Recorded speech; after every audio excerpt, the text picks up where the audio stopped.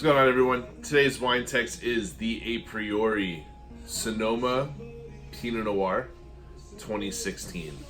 You're probably familiar by now with the story behind Apriori. I just want to give you a quick refresher.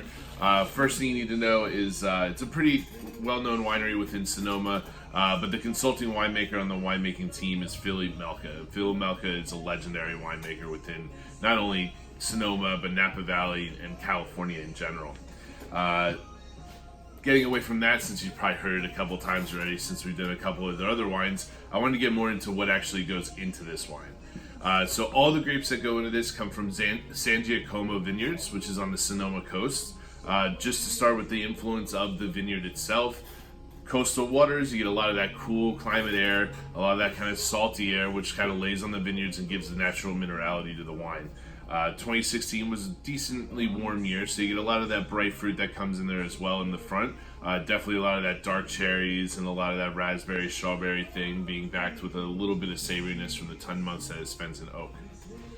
I want to talk a little bit about Sangiacomo Vineyards themselves. So this is a pretty well-known vineyard within this region.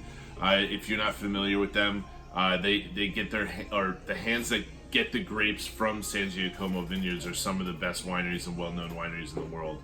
If you're not familiar with Duckhorn, you have things like Flowers. Prisoner Wine buys grapes from these vineyards, along with a lot of the Orange Swift wines buys grapes from these vineyards.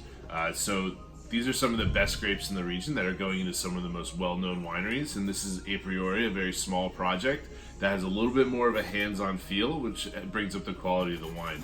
I mentioned in the description below that this wine, really over-delivers. I cannot express that enough. This is easily a wine that, the SRP is in the 30s somewhere, but drinks much more like a single vineyard $50, $60 Sonoma wine.